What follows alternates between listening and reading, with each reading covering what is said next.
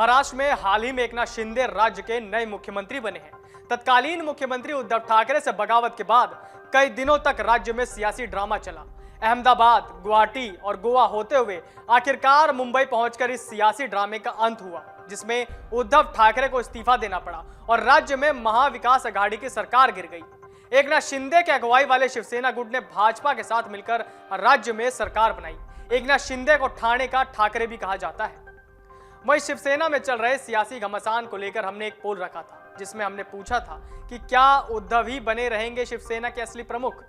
तो इसमें लोगों ने जमकर पोल किया है और आपको बता दें कि जो पोल निकलकर सामने आया है उसमें काफी चौंकाने वाले नतीजे सामने आए हैं। इस पोल में 81% लोगों ने कहा कि हाँ, उद्धव ही बने रहेंगे शिवसेना के असली प्रमुख। तो वहीं दूसरी तरफ 19% लोगों ने कहा कि नहीं, उद्धव शिवसेना के असली प्रमुख नहीं बने रहेंगे। इस दौरान कई लोगों ने सवाल को लेकर अपनी अपनी प्रतिक्रियाएं भी दी हैं। इसमें मूलचंद्र अग्निहोत्री कहते हैं कि निसंदेह उद्धव ठाकरे ही शिवसेना प्रमुख बने रहेंगे। तो वहीं नंदकिशोर करलेल कहते हैं कि शिवसेना का तत्व जिसके पास, वही शिवसेना का सेनापति बना होगा। नितेश यादव कहते हैं कि बीजेपी पर ईडी क्यों नहीं लगती, हजारों करोड़ की प्रॉपर्टी है उनके पास। रोहित कहते हैं कि उद्धव बहुत अच्छे मेजोरिटी से दोबारा आएंगे। देखा जाए तो हाल ही के दिनों में शिवसेना सांसद संजय राउत को पत्राचौल घोटाले के मामले में ईडी ने गिरफ्तार किया था, जिसके बाद ईडी को लेकर भी कई सवाल खड़े किए जा रहे थे।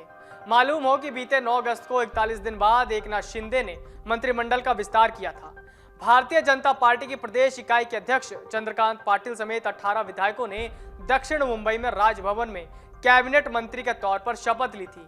मंत्रिमंडल में किसी भी महिला को शामिल नहीं किया गया था। इसको लेकर भी कई सवाल खड़े किए गए थे। इसके साथ ही महाराष्ट्र के मंत्रिमंडल में सदस्यों की संख्या अब 20 हो गई है, जो अधिकतम 43 सदस्यों की संख्या से आधी से भी कम है। शिंदे ने 30 जून को मुख्यमंत्री और देवेंद्र फडणवीस ने उप मुख्यमंत्री पद की शपथ ली थी। तो वहीं आपको बता दें कि कुछ दिनों पहले उद्धव ठाकरे ने महाराष्ट्र में शिंदे सरकार और बीजेपी पर कड़ा वार किया था। उन्होंने कहा था कि महाराष्ट्र में एक बार फिर शिवसेना की सरकार बनेगी, जिसकी शुरुआत हो गई है। महाराष्ट्र में पहले मैं शिवसेना प्रमुख था, फिर मुख्यमंत्री बना और अब एक बार फिर राज्य में शिवसेना की सरकार बनने की शुरुआत हो रही है। इसके अलावा उन्होंने बीजेपी के राष्ट्रीय अध्यक्ष नड्डा पर भी वार किया था। उन्होंने कहा था, ये लोग लोकतंत्र के लिए घातक हैं, ये छोटी पार्टियों को खत्म करने की बात करते हैं। उद्धव और शिंदे एक दूसरे पर किसी न किसी बात को लेकर तंज कसते ही रहते हैं।